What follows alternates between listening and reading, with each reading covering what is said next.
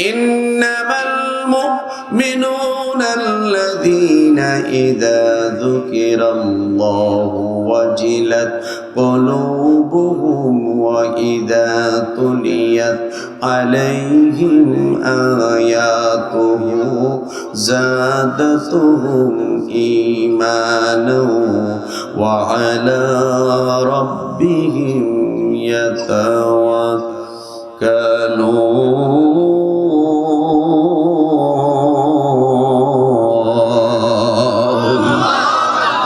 إنما المؤمنون الذين إذا ذكر الله নিশ্চয়ই যারা ঈমানদার, নিশ্চয়ই যারা বিশ্বাসী, বিশ্বাসীদের নিকট যখন আল্লাহর নাম উচ্চারণ করা হয় ওয়াজিলাতু কুলুবুহুম, ওই মানুষগুলার অন্তর প্রকম্পিত হয়ে যায়, ওই মানুষগুলা আল্লাহর পাগল হয়ে যায়। বলুন না সুবহানাল্লাহ। ওয়া ইযা তুলিয়াত আলাইহিম আয়াতুহু زادتهم إيمانا وعلى ربهم يتوكلون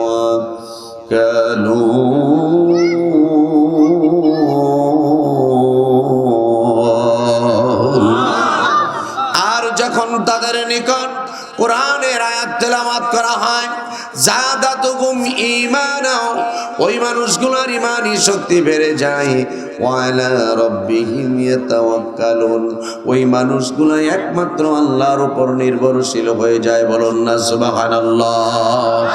সুতরাং এলাকার মানুষ যারা আছেন, আপনাদের যাদের কানে আমাদের এই মাইকের আওয়াজ যাচ্ছে, আমাদের এই ইসলামী আলোচনার আওয়াজ যাচ্ছে, আপনারা যদি কোরআন প্রেমিক হন, সত্যিকার অর্থেই যদি কোরআন প্রেমিক হন, সত্যিকার অর্থেই যদি আপনারা নবী প্রেমিক হন, সত্যিকার অর্থেই যদি আপনারা আল্লাহকে ভালোবাসেন, আল্লাহর রাসূলকে ভালোবাসেন, তাহলে আপনারা আর চায়ের স্টলে থাকবেন না, গল্প গুজবে থাকবেন না, বিভিন্ন ভাবে সময় কাটাবেন না।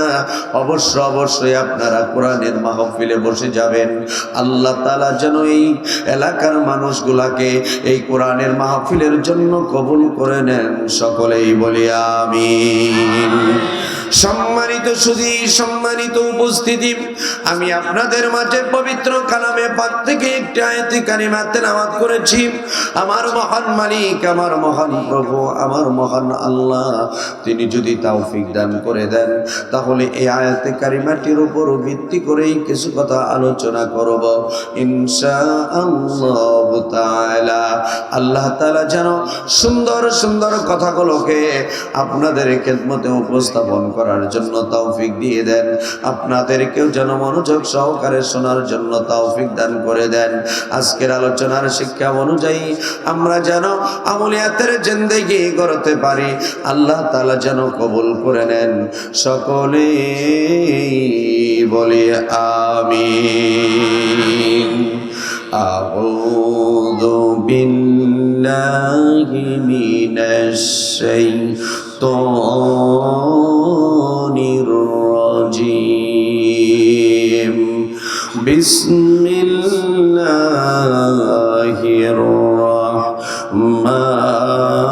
রাহমানির রাহিম।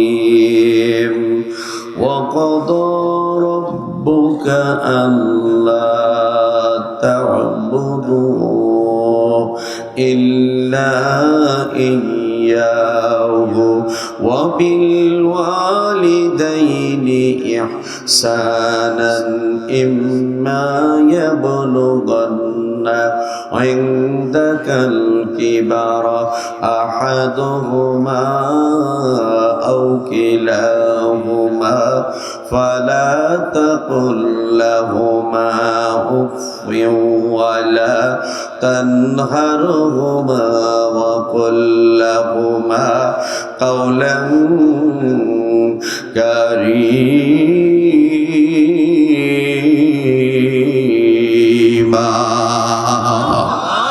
আল্লাহ তাআলা বলেন ওয়াকাদা রাব্বুকা আল্লা তা'বুদু ইল্লা ইয়্যাহু।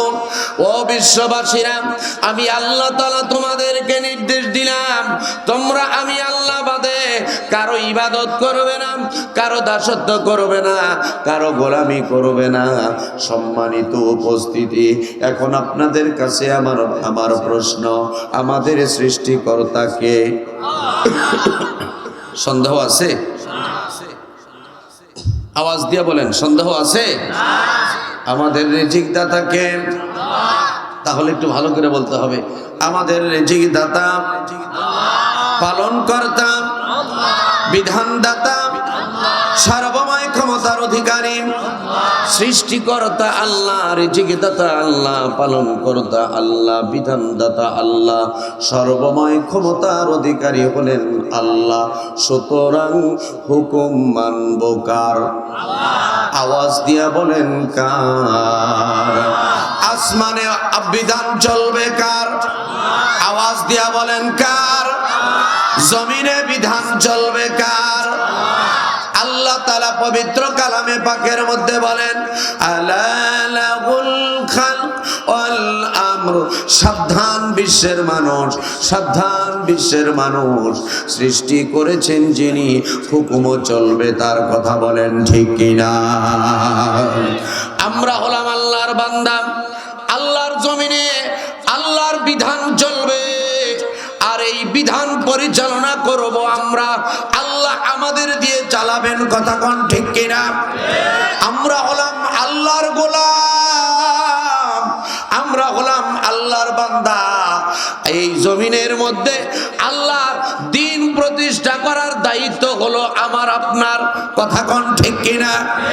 এই দ্বীন প্রতিষ্ঠা না করে যতই নামাজ পড়ুন না কেন, যতই রোজা রাখুন না কেন, যতই হজ করুন না কেন, যতই যাকাত দিন না কেন, আপনি কিন্তু আল্লাহর আসল গোলাম হতে পারেন না। এই কথা কোন ঠিক কিনা?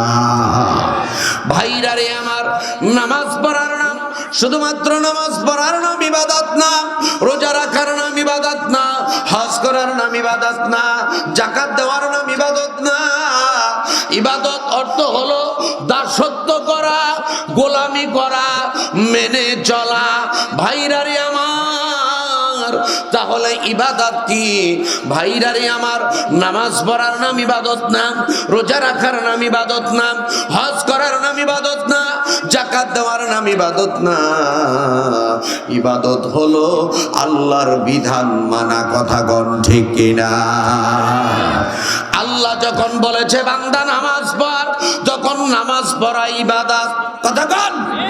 আবার আল্লাহ যখন বলেছে বান্দা এই সময় নামাজ পড়িস না, ওই সময় নামাজ পড়া থেকে বিরত থাকাই হলো ইবাদত। আল্লাহ যখন বলেছে বান্দা রোজা রাখ, তখন রোজা রাখা হলো ইবাদত। আবার আল্লাহ যখন বলেছেন বান্দা রোজা রাখিস না, ওই সময় রোজা থেকে বিরত থাকাই হলো ইবাদত। সুতরাং নামাজ পড়ার নাম ইবাদত না, রোজা রাখার নাম ইবাদত না, হজ করার নাম ইবাদত না, যাকাত দেওয়ার নাম ইবাদত না। ইবাদত হলো আল্লাহর কথা মানার নাম। কথা কোন ঠিক কিনা? সম্মানিত সুধী, সম্মানিত উপস্থিতি, এই আসমানের মালিক আল্লাহ, জমিনের মালিক আল্লাহ। আল্লাহ বলতেছে, ও বান্দা, ও বান্দি শুনো, আসমান জমিনের মালিক যেহেতু আমি, সুতরাং আসমান জমিনে আমি আল্লাহর বিধান চলবে। কথা কোন ঠিক কিনা? আল্লাহর বিধানের পক্ষে থাকতে হবে। আপনি নামাজ পড়লেন, আপনি রোজা রাখলেন, আপনি হজ করলেন, আপনি যাকাত দিলেন, কিন্তু আল্লাহর বিধানের বিরোধিতা করলেন, বুঝতে হবে আপনি আল্লাহর গোলাম হতে পারেন নাই। ঠিক কিনা?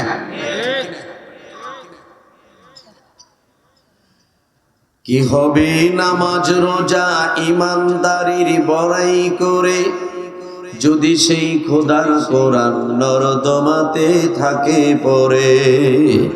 কথা কোন? কি হবে নামাজ রোজা ইমানদারির বড়াই করে যদি সেই খোদার কোরআন নরদমাতে থাকে পড়ে। মসজিদের কোণে বসে জিকির যত কর কষে এভাবে যায় না পাও আল্লাহ কি হবে আলেমে নামের ইমাম সেজে সমাজেতে সত্য কথা উচ্চ স্বরে যদি পারো না বলিতে। চাকরির ভয় করো যদি ছেড়ে দাও ওই না গদি, চাকরির ভয় করো যদি ছেড়ে দাও ওই না গদি। কি হবে বিবেকটাকে ধোকা দিয়ে, কি হবে কিতাবাদের তালিম দিয়ে মাদ্রাসাতে যদি সেই খোদার কোরআন নিষিদ্ধ হয় আদালতে। ঠিক কিনা? কি হবে কিতাবাদের তালিম দিয়ে মাদ্রাসাতে যদি সেই খোদার কোরআন নিষিদ্ধ হয় আদালতে। কাফনের কাপড় মাথায় ময়দানে আয় ছুটে আয়, কাফনের কাপড় মাথায় ময়দানে আয় ছুটে আয়, বিলিয়ে দেই না মোদের জীবনটাকে। আমার ভাইরা রে, আমার মুরব্বিরাম, সম্মানিত এলাকাবাসী, শুনুন শুনুন শুনুন। নামাজ পড়া যেরকম ফরজ, রোজা রাখা যেরকম ফরজ, হজ করা যেরকম ফরজ, আল্লাহর জমিনে আল্লাহর দিন প্রতিষ্ঠিত করাও সেই রকম ফরজ। ঠিক কিনা? আল্লাহ তাআলা যেই মানুষগুলা আল্লাহর জমিনে আল্লাহর দিন প্রতিষ্ঠার আন্দোলন করে না, আল্লাহর জমিনে আল্লাহর কোরআনের বিধান চলুক, কোরআনের বিধান চলুক, এটা যারা চায় না, অনেক নামাজি আছে তারা আল্লাহর কোরআনের বিধান চায় না। কথা কোন ঠিক কিনা? মসজিদে যায়, মসজিদে যায় গোলামি করে আল্লাহর, আবার মসজিদ থেকে বাহিরে আসার পরে গোলামি করে গাঞ্জাখোরের। কথা কোন? মসজিদে যায় গোলামি করে আল্লাহ, আবার মসজিদ থেকে বের হওয়ার পর গোলামি করে হারাম করের। কথা কোন ঠিক কিনা? আল্লাহ রাব্বুল আলামিন পবিত্র কালামে পাকের মধ্যে বললেন, উদখুলু ফিস সিলমি কাফা। ও আমার বান্দারা, ও আমার বান্দিরা, তোমরা ইসলামের মধ্যে প্রবেশ করো, পরিপূর্ণভাবে প্রবেশ করো। আল্লাহু আকবার। শুধু নামাজ রোজা পড়লেই হবে না, ইসলামের যাবতীয় বিধান আপনাকে মানতে হবে। কথা কোন ঠিক কিনা? ভাইরা রে আমার, ইসলাম প্রতিষ্ঠা যদি করতে যান, আমার মতো হাজার হাজার মাওলানারা, যেমন মনে করেন আমি মাওলানা সাখাওয়াত হোসেন, আমার মতো হাজার হাজার মাওলানা সাখাওয়াত যদি বিভিন্ন জায়গায় বাংলাদেশের আনাচে কানাচে বলে, ভাইয়েরা নামাজ পড়তে হবে, নামাজ পড়ুন, নামাজ পড়ুন, নামাজ পড়ুন, দেশের মানুষ বলবে, হুজুররা তো বলবেই, আমরা চলবো আমাদের ভাবে। কথা কোন ঠিক কিনা? আমরা যতই বলি আমাদের কথায় মানুষ নামাজি হবে না। তবে যদি সংসদ থেকে বিল পাস করা হয়, কোন মুসলমানের সন্তান নামাজ ত্যাগ করতে পারবে না। মুসলমানের সন্তান যদি নামাজ ত্যাগ করে তাহলে তার শাস্তি দেওয়া হবে। এই বিল পাস হওয়ার সাথে সাথে সারা বাংলার মুসলমান সব নামাজি হয়ে যাবে। সুতরাং ভাইরা রে আমার, একা একা ইবাদত করলে, একা একা নামাজ রোজা পড়লে আপনি দায় মুক্ত হতে পারবেন না।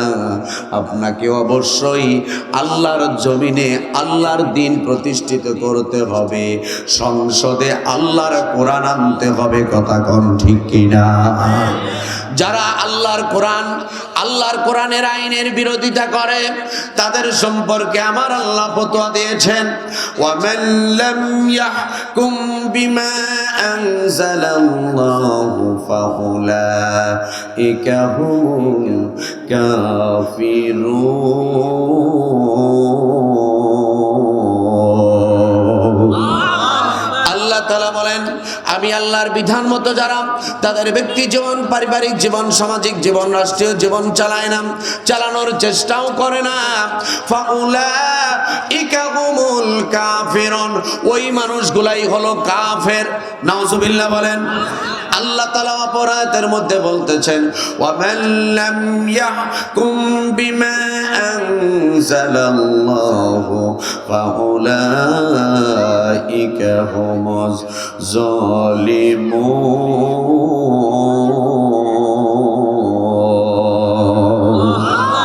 আল্লাহ তাআলা বলেন, আমি আল্লাহর বিধান মতো যারা তাদের ব্যক্তি জীবন, পারিবারিক জীবন, সামাজিক জীবন, রাষ্ট্রীয় জীবন চালায় না, চালানোর পক্ষেও থাকে না, ফাউলাইকা হুমুজ জালিমুন, ওই মানুষগুলাই হলো জালেম। কথা কোন ঠিক কিনা? ওয়ামান লাম ইয়াহকুম বিমা আনজালাল্লাহু ফাউলাইকা হুমুল ফাসিকুন। আল্লাহ বলেন, আমি আল্লাহর বিধান মতো যারা তাদের ব্যক্তি জীবন, পারিবারিক জীবন, সামাজিক জীবন, রাষ্ট্রীয় জীবন চালায় না, চালানোর পক্ষেও থাকে না, ফাউলাইকা হুমুল ফাসিকুন, ওই মানুষগুলাই হলো ফাসিক। বলুন না নাউজুবিল্লাহ। আমার ভাইরা রে, আপনি আমি যতই নামাজ পড়ি না কেন, যতই রোজা রাখি না কেন, যতই হজ করি না কেন, আল্লাহর বিধানের পক্ষে যদি না থাকি, আল্লাহর পক্ষ থেকে ফতোয়া আসলো তিনটা। এক নাম্বার ফতোয়া, তারা হলো কাফের। তারা কি? আওয়াজ দিয়া বলেন, তারা কি? দুই নাম্বার হলো তারা জালেম, তিন নাম্বার হলো তারা ফাসিক। আমার ভাইরা, এখন বলবেন, হুজুর আপনারা কেন রাজনীতির কথা বলেন?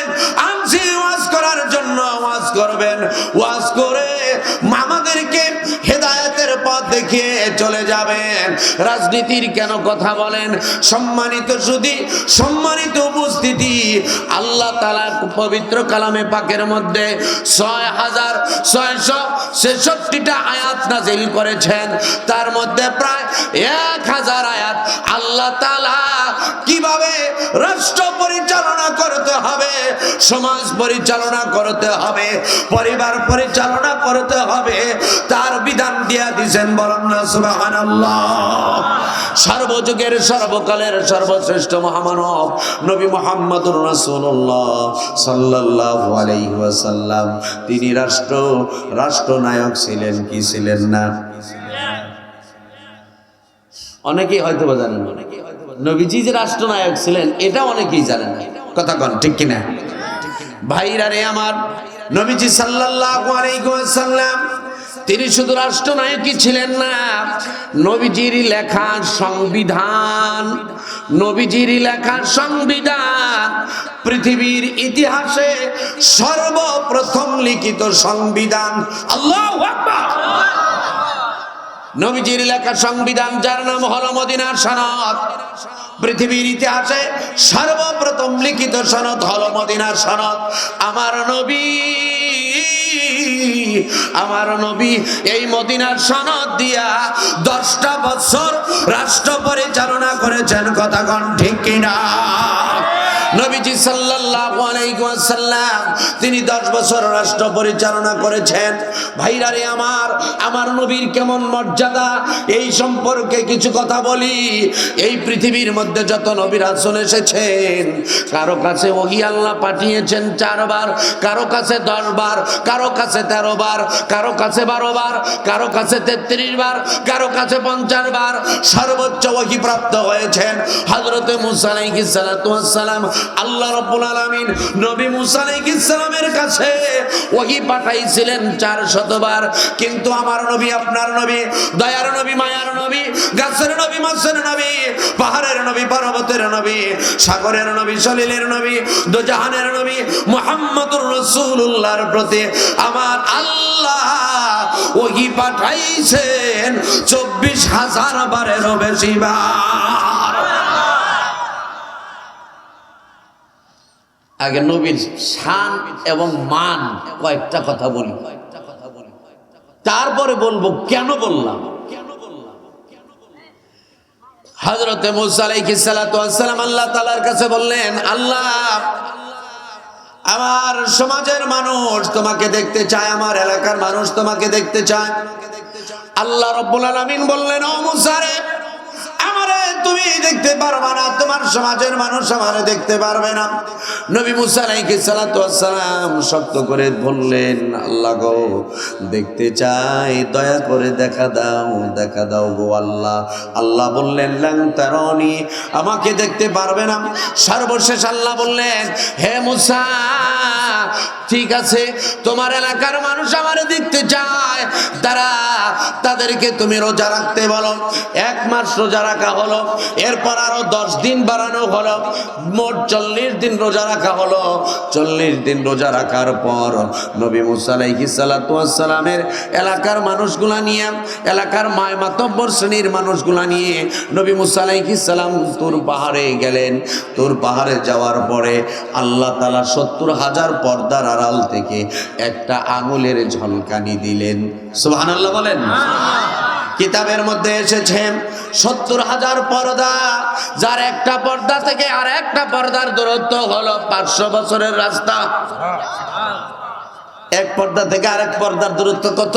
500 বছরের রাস্তা। এই ছেলেরা এদিকে ভাই, এদিকে ঘুরে ভাই, আর একটা কথা বলবেন না, বাদাম মুখে দিতে পারবেন না, পকেটে রাখ। আমার ভাইরা রে, আলোর গতি প্রতি সেকেন্ডে 1,86,000 মাইল। আল্লাহু আকবার। আলোর গতি প্রতি সেকেন্ডে 1,86,000 মাইল। প্রতি সেকেন্ডে যদি 1,86,000 মাইল বেগে যাওয়া হয়, তাহলে এক পর্দা থেকে আরেক পর্দা পর্যন্ত যেতে 500 বছর সময় লাগবে। এইরকম ভাবে 500 পর্দা, এইরকম ভাবে 70,000 পর্দার আড়াল থেকে আমার আল্লাহ রাব্বুল আলামিন ওই তুর পাহাড়ের দিকে একটা আঙুলের ঝলকানি দিলেন। এক আঙুলের ঝলকানি পেয়ে নবী মূসা আলাইহিস সালাম বেহুশ হয়ে পড়ে গেলেন। তুর পাহাড় পরে সারখার হয়ে গেল। নবী মূসা আলাইহিস সালামের বংশের মানুষগুলা পুরে সারখার হয়ে গেল। বলুন না সুবহানাল্লাহ। ভাইরা রে আমার, নবী মূসা আলাইহিস সালামের প্রতি আল্লাহ রাব্বুল আলামিন একটা আঙুলের ঝলকানি দিয়েছিলেন। 500 একটা আঙুলের ঝলকানি দিয়েছিলেন 70,000 পর্দার আড়াল থেকে। এই 70,000 পর্দার আড়াল থেকে একটা আঙুলের ঝলকানির একটু আলো পেয়ে নবী মূসা আলাইহিস সালাতু ওয়াস সালাম বেহুশ হয়েছেন। অথচ আল্লাহ তাআলা আমার নবীকে কেমন মর্যাদা দান করেছেন। আমার নবীকে সরাসরি আমার আল্লাহ তিনি তার আরশে মুআল্লায় নিয়ে গেছে। আল্লাহ এবং তার রাসূল সাল্লাল্লাহু আলাইহি ওয়াসাল্লাম সামনাসামনি কথা বলেছেন। আমার নবীর কোনো ক্ষতি হয় নাই। আমার নবীর স্পিড আল্লাহ আরো বাড়ায়া দিয়েছেন। জোরে বলুন সুবহানাল্লাহ। আমার নবীর কত মর্যাদা, আমার নবীর কত সম্মান। মিরাজের রজনীতে নবী মুহাম্মদুর রাসূলুল্লাহ সাল্লাল্লাহু আলাইহি ওয়াসাল্লাম আল্লাহ তাআলার আরশে মুআল্লায় উঠবেন, পায়ের জুতা খুলতেছেন। আল্লাহ বলেন, নবী গো খুলবেন না গো নবী, খুলবেন না। আপনি আপনার পায়ের জুতাকে খুলবেন না। নবীজি বললেন, ওগো আল্লাহ আমি তো কিছুই বুঝতেছি না।